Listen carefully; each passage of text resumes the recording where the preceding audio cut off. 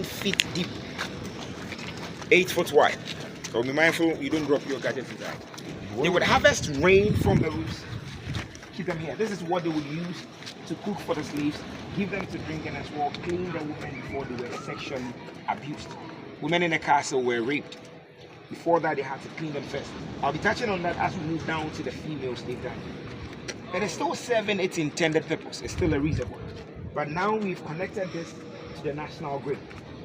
With this pipe-borne water we pump in here. This is what we use for our washrooms once we short water in the castle. So it is still serving its intended purpose. But the source now is changing. As if the dungeons were not punishment enough for them, they had a punishment cell for the men. Let's see the kind of punishment given to them.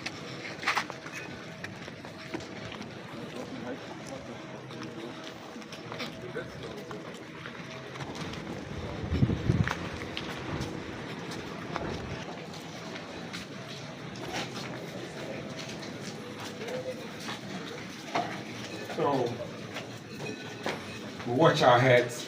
So nobody carry the castle. Watch your head as you enter. Let's move in. Yeah, watch your head.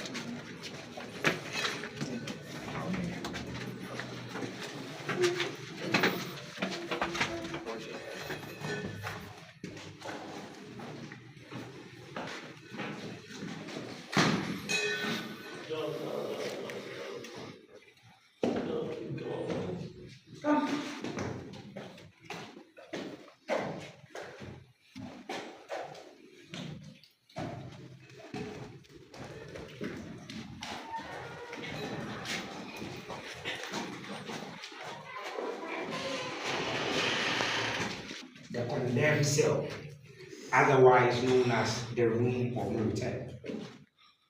In this castle, every door and window has been replaced.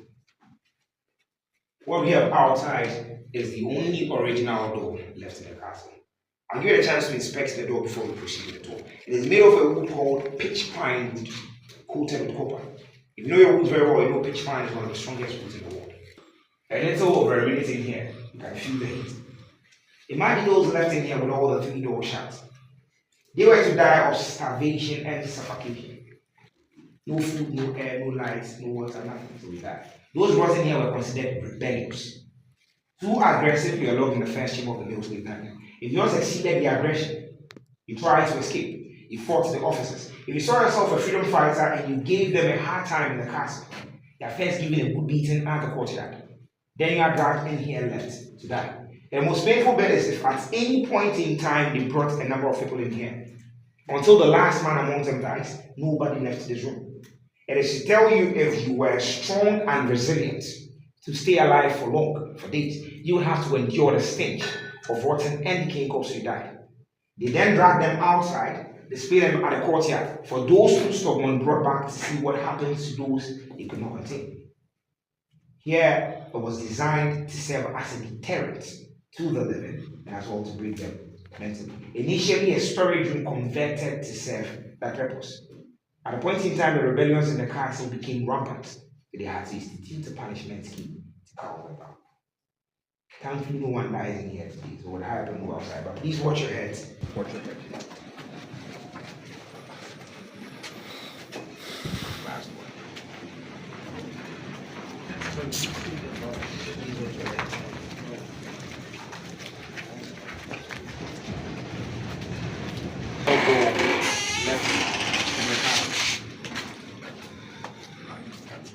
I love that we move up briefly to see where the governor lived. There we prepare for ourselves where the enslaved African was kept and where the governor lived. Let's move up to see the governor. So my question was, if the castle was in the town, so the town folks knew what's the name? The slaves were here, and who sold the slaves to the people? You missed my introduction. First and foremost, these Europeans had partners here in Africa. Yeah, so they partnered with certain chiefs, certain middlemen. You missed Philip's introduction presentation as well. So we had local slave merchants with the hunting and kidnapping, bringing them to be sold to these Europeans. Wow. Yeah, so they indeed they have. They were not going to get. How were they going to get land to build on without the? Yeah, that's a the question road I've and the always land? been asking myself. Yes. How? No. Where were they going to live? Where were these edifices? So in my conclusion, I'll talk about the National House of Chiefs. During Ghana's first Pan-Affairs period, do something very significant. They admitted indeed some chiefs played a role in the trade and they would have killed this out. Talk about their role. So indeed, the African played their role in a way or two. So then we are our own enemies. Unfortunately, I say that one wise man told me sometimes that the black man is also. Yeah. Unfortunately, we are still seeing that. Yeah. This is the mind to see it all. Yeah, we are our own enemy because if this we blacks could do this to our own self, then we are till date we are still our own enemies. How will the Asian who owns these some of these illegal mining sites get to when we have those resources here? How's it possible? Yeah. Alright, so here we have McLean's Hall. This is the first portal of Ghana. This is where our Western form of agriculture came. Before the European came, Africans had our own districts of agriculture, had our own court system. We used our kings, our chiefs, elders, revered individuals in the science, among other prestigious members, to settle disputes. But this is where our Western agriculture came. I mentioned that Britain was the last to be here, but they stayed for that long. We'll step outside and explain why they stayed for that long. Then we see where they're coming. Let me show you something.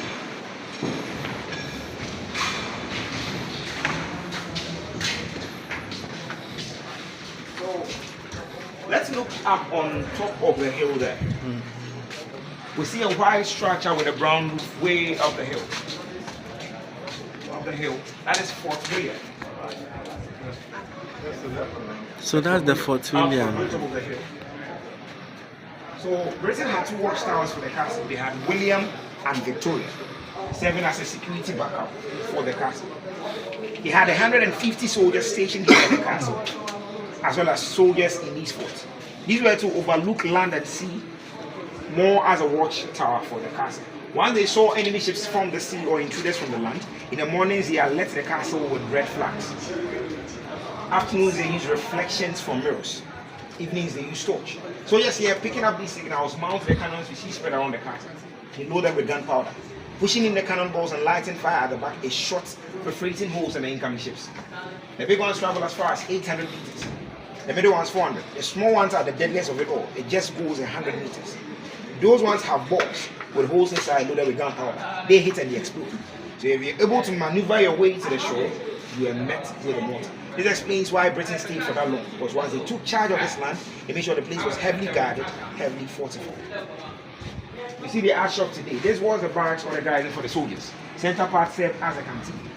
This end at a point in time was a prison yard here in Ghana. At the entrance, you still see the coat of arms there. But it gets to a time people begin to agitate. So how can they enslave Africans in here? They hold our ancestors captive here, and in this same building, you choose to imprison Ghanaians. They had to relocate the prisons. So before we have the Nsawoms and the Ankafolds we see today, this end, once upon a time, served as a prison yard here in Ghana. Fort William 7. I don't know.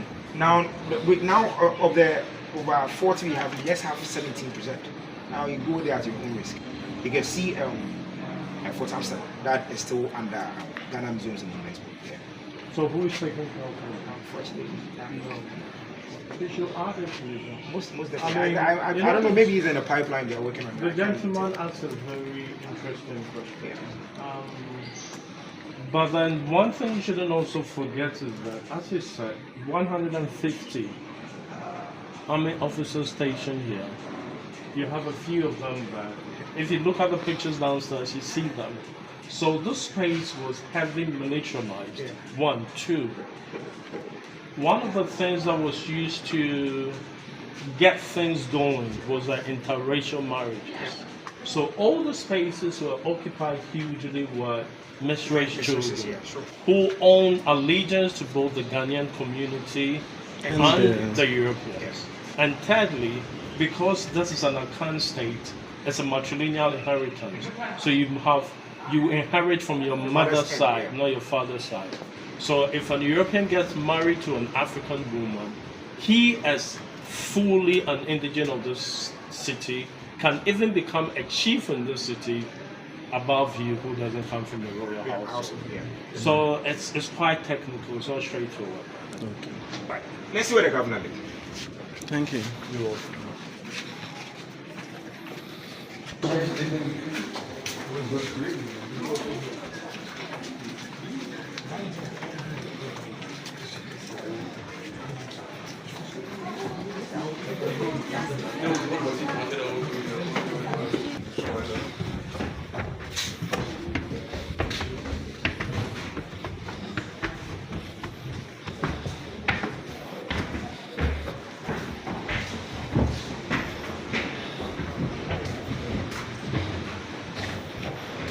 Oh, okay.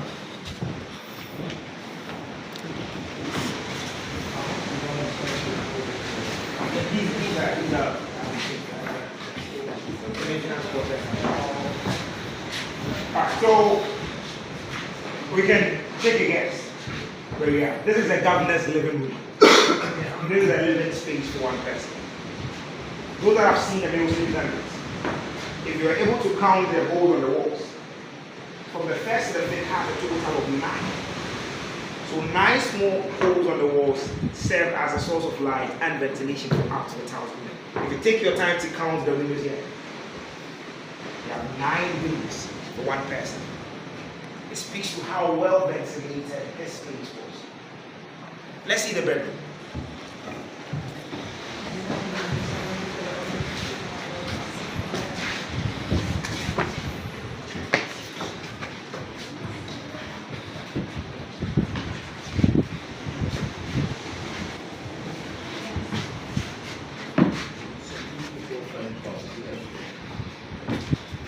So here we have the bedroom, 5 extra, added to the 9, 14 with the view and all that. As you step out, you will count extra 2, totaling 16. One man was up here, surrounded with 16 windows. I always say it speaks to the power play. Up here, one man had this heaven life, and down there they were receiving hell. You see, they worshipped right on top of these enslaved Africans, and the castle itself was built on the god of the natives. Okay. Let's move down to see portions of those stones, the stone they built the castle.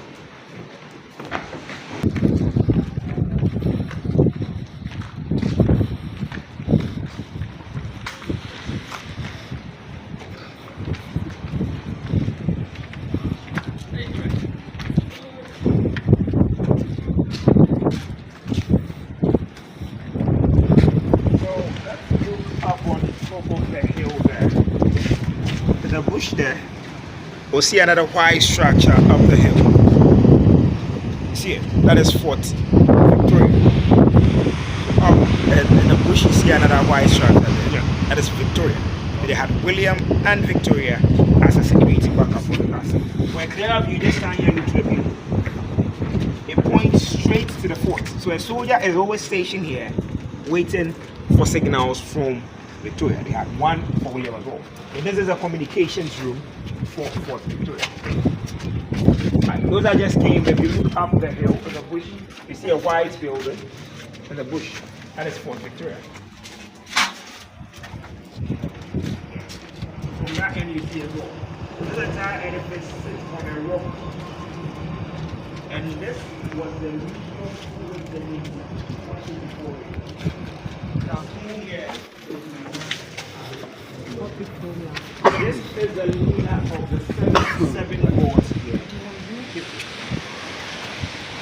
Today, those that still believe in this worship do that in the 5th chamber of the male slave dungeon where we see the shrine. Right, let's see the church they have right under it. This is the leader of the 77 gods here in Cape Coast. In Cape Coast, we believe in as in the overlord. Yes. So they built the castle on top of the overlord. Yes, Hey. I know, you missed the 5th chamber's presentation as well. That's why. But then later, let's finish there. So I'll take my time to break that. Okay.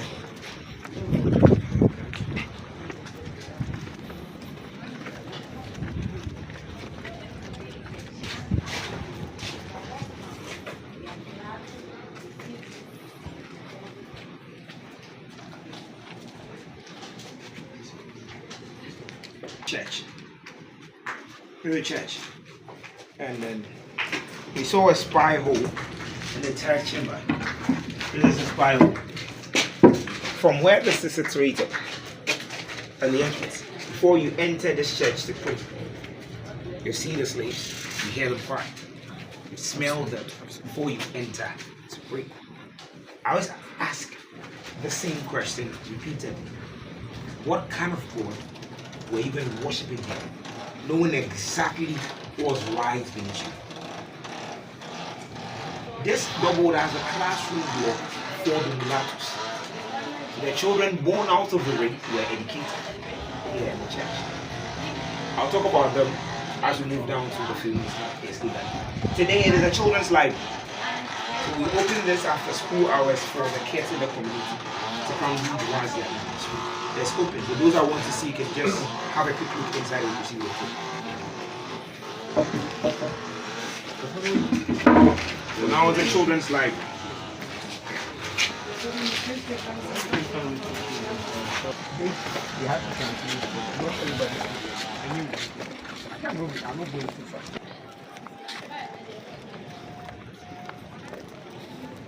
Okay, so this was The auction room, auction. the auction room got a plaza hall, a big space where the buying and the selling of the slaves. So what were the soldiers? Okay, where did they live? I mentioned that the art shop was the guides and Oh, bags. Yeah. And then the first floor, today is a museum. Unfortunately, we didn't see the museum this end. It is undergoing some maintenance. They are not done yet. That is why this would be the rooms for some of the officers and then the merchants, those that came to buy. And then the ground floor are all storage rooms. They kept the goods and stuff to be exchanged for human beings. I mentioned that they were exchanged for mirror, whiskey, gunpowder, tobacco, textiles. And these were exchanged. What are you thinking? They used money then? Like a mirror for human being. Yes. Back then it was a priceless commodity. The first time they were getting to Alright, so where we stand is not an entrance. Neither is it an exit. Once I give you the chance to see, if you go too deep, you can fall. I'll first tell you what happened. I'll excuse myself that we take turns to see. Those who want to see, just stand here. You need to stand here.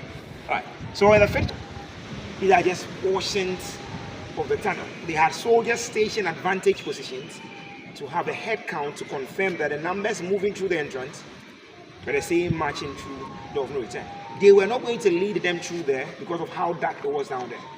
And for security reasons, they were not going to pass close to 1,000 men through the courtyard. Because if they decided to misbehave, you cannot contain them. So during shipment, they would use the tunnel straight to the door of no return. Soldiers were just stationed to have a head count to confirm that the numbers. Alright, so those I want to see, please, once again, don't go too deep less before. Just stand here.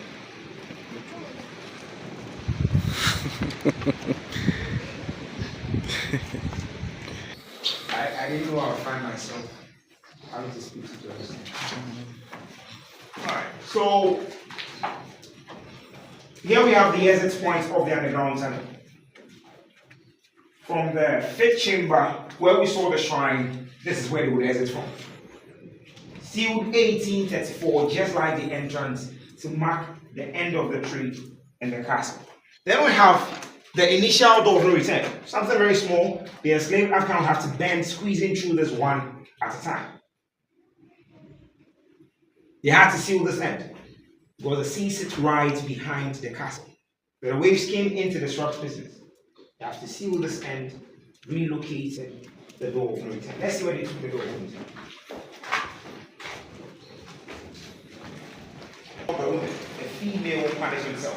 We saw the condemned cell for the men. This is where they punish the women.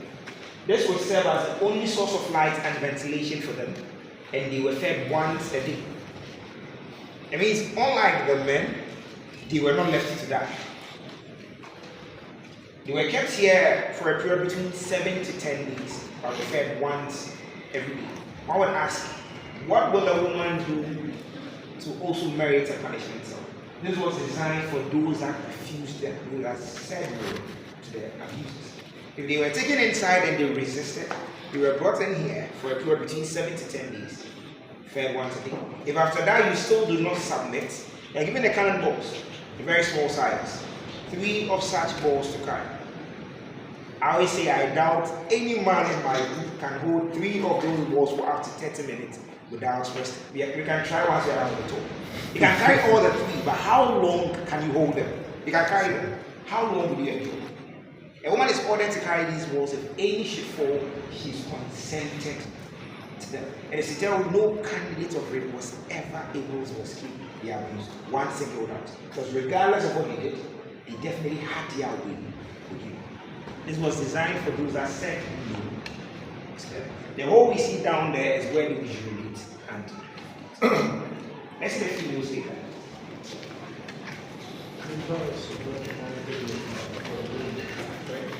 More dignified for the women. Yeah. That was better than that. Well, Everyone, because of what they had in mind. it's always important to treat women separately. No, because they wanted to sleep with them, they keep them clean for themselves. Which is probably. Alright, let's see the people statement.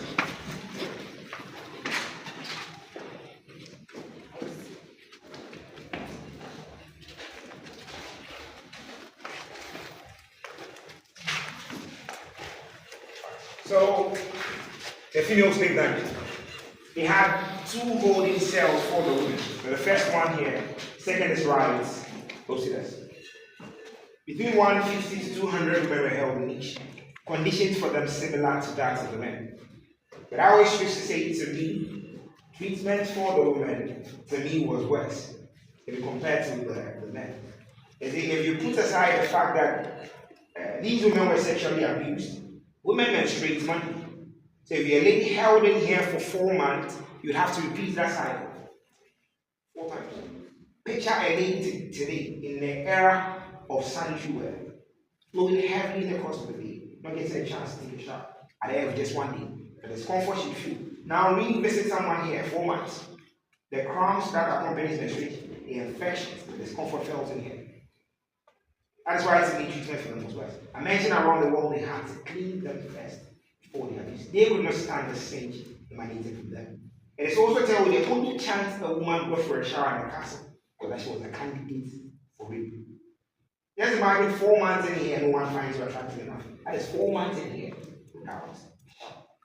If these women were sexually abused, definitely some were found pregnant here. If you were fortunate to see pregnant, good for you. They are taken outside the castle into brick houses they had. They take good care of them until they leave back. They are made to breastfeed their babies for some time. Then the babies are separated from the women. These women returned to the dungeons to await the next shipment. The babies were kept. They were educated. They had their blood running through them. They would not subject them to similar inhumane treatments. They were educated. And the church up on top of the slave dungeon, I mentioned that they doubled as a classroom block for the mulattoes. They grew to be the aristocrats. The big men had in sight. Some themselves became slave merchants because of what they saw going on. But if unfortunately you were not seen pregnant here, but on route to the new world, that was your end. Most of them were thrown overboard. Who was going to take care of pregnancy during that voyage? Who was going to purchase one? It's one who is for them. The question is compensations as the trade got abolished. Slave masters, who are those compensated? These slave masters were given compensations because they were said to have lost their businesses. They are taking food from their table and compensated.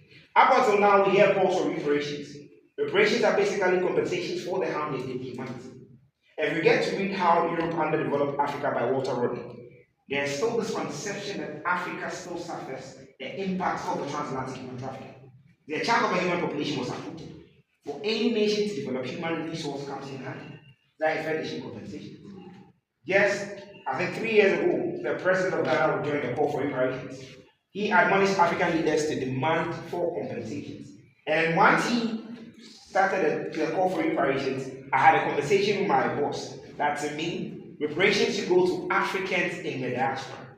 They happen to be the direct descendants of the enslaved Africans. My boss argued otherwise. He believes Africans here, to a larger sense, deserve some compensation. Because Africa to him could have been better off had it not been the impact of the trade. And then secondly, they needed the able-bodied men. So what happened to the children, the families, the old men outside? Points were made, split them into two. But first goes those in the diaspora, like it or not. They are the direct descendants of the enslaved Africans. The ones to be given Africans here, to me, in my view, should be directly invested in infrastructure among other developmental projects, so that the citizens here will benefit and enjoy from that first time. I'm more proud to say what I'm about to say. But then, the door of no return. Something very small, like I indicated earlier. It would have to be enlarged because goods would have to be moving to and through the castle. As you journeyed through this door as an enslaved African, you have lost your rights as a human being. Your dignity as a man was lost. Your roots as an African identity, everything was lost. You see, you became someone else's property as you walked through this door. But the person saw fit doing with you is what the person does. Africans, our names are powerful. Our name speaks to history. You see, our names tell stories. One's name could easily distinguish between a royal and a peasant. Hearing one's name, you could tell the person comes from a background of warriors. A name could easily point one to the clan, any people, the tribe belong to. And in my introduction, I mentioned that my name is Nana Ko Apia. If you know the naming systems of Ghanaians, if you could not tell at all, you can easily tell I'm Fanti. Here in Ghana, I hear a name like Tendana. The person is a royal from the north. Here, Ajite, the person is a Ghan from Accra. Esinam, Etonam, and Ebe, Boatin, Partin, Trontin, and Asante. You walk through this door, those beautiful names were lost. They call you what they choose to call you, answer to their names. Then you lose your tongue. They sell you to an Englishman, you learn to speak English. They sold to a French, you learn to sing. He's communicating with you in his tongue. You are expected to respond to his commands. Gradually, your identity as an African is shelved. You lost your roots because a woman were added to the trade for procreation. But guess what time they were forced to mate? Human beings were bred. As the mating is always too strong to be used for man. I prefer mating because when a man was paired to a woman, or a woman paired to a man, it was not because they were sexually attracted. They've seen a well-built stature, take tall figures, they wanted offspring as such. Once you were paired, the act needs to happen for children to come. If they captured an old man from the Yoruba state, today's Nigeria, I was captured from the Fantaland here in Ghana, but my child, because that man answers to Blankson, I am also Blankson, thinking that is his great-grandfather. If he gets an accurate direction from him, where is he guided? The Yoruba land, where he was captured. It was the Fantaland where I came from. As you walk through this door, your roots as an African was lost. Thankfully, we are not enslaved. We are going to walk through the door of no return. We are definitely going to return. Let's see what lies beyond the door of no return.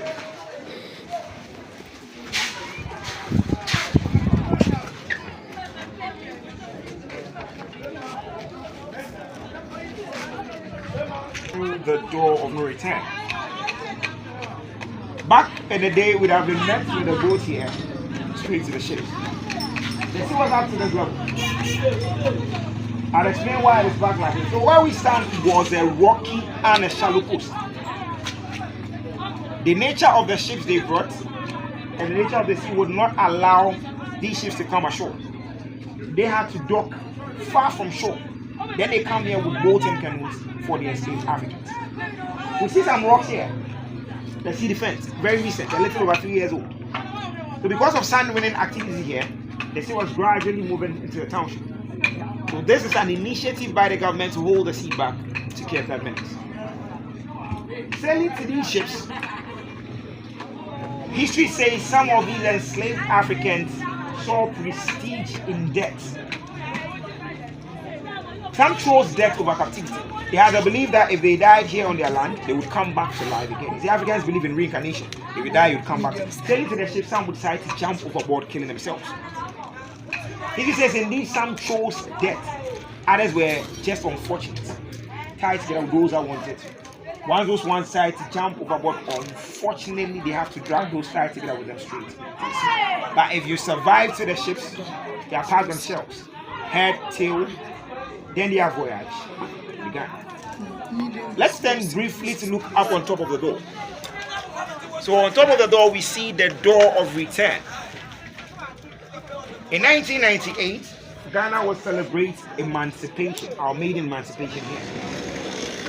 Our former president, Jerry John Rawlings, traveled to the Caribbean. There he got to know they have a celebration there called Emancipation. See that here. During our maiden emancipation, President Rawlings invited those in the diaspora to join us celebrate. The African community, African diaspora. Those that honored his invitation did not come empty-handed. They came back with 2 skeletons, 2 mortal remains, to represent those taken from West Africa. So those from Jamaica would come with the remains of a woman called Madame Crystal. From New York. Llamada entrante de Bernard. They brought 2 skeletons back through the sea, right through the door. The sea, because it is the same route they were taking through. The sword wise, very symbolic to use the sea. Passing them through the door was a message to every black man out there in this world. You have to believe that wherever you are, wherever you find yourself on earth, the fact that you're a black person, you are from Africa. So passing them through this door was an invitation to all our brothers and sisters in the diaspora to feel free to come back, reconnect with their roots and their ancestry. Then they held a special funeral celebration in there for them called the Great Homecoming. Thereafter, they were taken to Asin Mansu, where they were reinterred. They were reburied at Asin Mansu. Asin Mansu, because we cannot tell if they were Ghanaians or not. But then one thing for a fact, before they were brought down, they passed through that town to take their last back. The sword wise reburied them there. 2019, Ghana will celebrate the year of the 10th. Those that came with their own mortal remains. They will hold a special ritual for them, but also be reinterred at Asin Mansu. Today, if you visit Asin Mansu, you see the graves of Madame Crystal from Castle and the others they brought during the year of the 10th. We'll have our conclusion right in front of the female stand where the Akwaba is. I'll explain why we have the Akwaba there when we conclude the talk. Those that want to take pictures in front of the door of return, I'll give you just a minute. Let's take pictures, then we conclude the talk right inside. Start this video.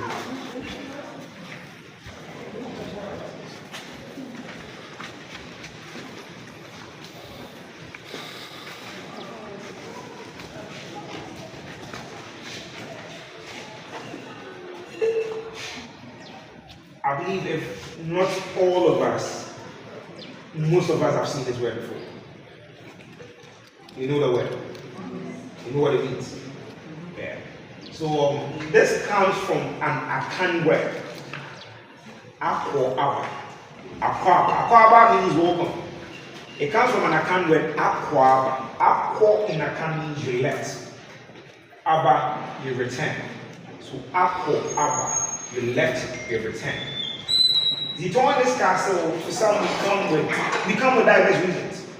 Some come here for excursions, family vacations, stress reliefs. We come with diverse reasons. To others, experiencing this edifice is a spiritual pilgrimage, reconnecting them to their roots and their ancestry. So regardless of your reasons, as we walk you through the door of no return, back through the door of return, we welcome you back to the castle. Unveiled July 11th, 2009 by President Barack Obama and his family. He happens to be the only visiting president that came to Cape Coast.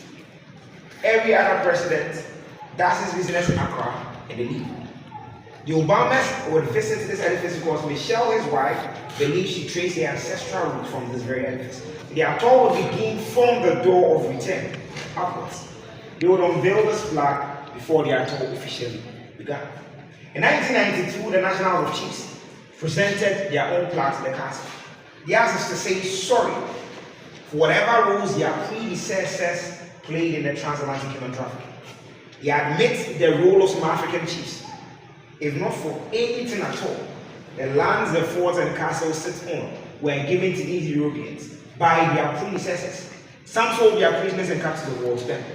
So to say sorry, the flag reads, in the everlasting memory of the anguish of our ancestors, may those who died rest in peace. May those who return find their roots. And may humanity never again perpetuate such injustice against humanity. And that we, the living, vow to uphold this. What I would add to that message before we leave is that irrespective of our color, our tribe, gender, race, religion, spirituality, whatever the difference will be, Once you find yourselves in any space, there are any forms of injustice which happens in and around you, do not shy away from speaking up. Speak up. I usually ask 2 questions.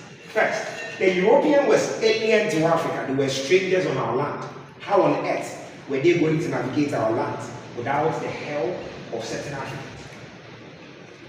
First. Secondly, these Europeans came from the sea. Ashanti region, Burkina Faso and beyond, is a landlocked space. There is no sea. They are all bordered by land. So if the European came from the sea, but got more men as far back as Burkina, because they were bringing them from the hinterland, how on earth was it going to be possible without the help of certain Africans? It is to remind us that the raidings and kidnappings were not done just by Europeans. We have some Africans joining as well. Toward this edifice is never to preach hatred, enmity, or divisions between any groups or race. It is not to point accusing fingers at who did what or what who did, but to send a very important message, and that is never again in our history. Never again is not limited to slavery. It is to any forms of injustice and mishappenings in and around our space today. Martin Luther once said that injustice anywhere is a threat to justice everywhere. Remember what affects people directly finds a way to affect us all. Today it is my turn. Tomorrow it could be yours.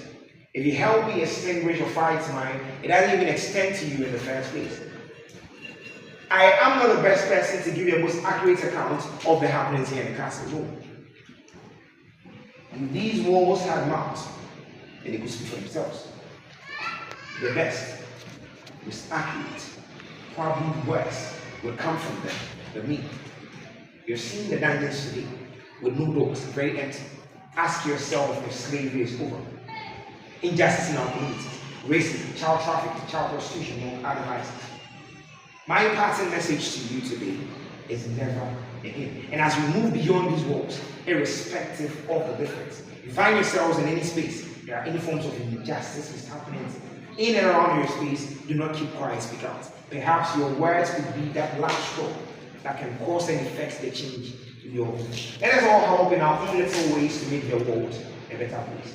Once again, my name is Nana Ko Apia, and it's been a pleasure here off of this one. Thank you very much for seeing Keep Stars.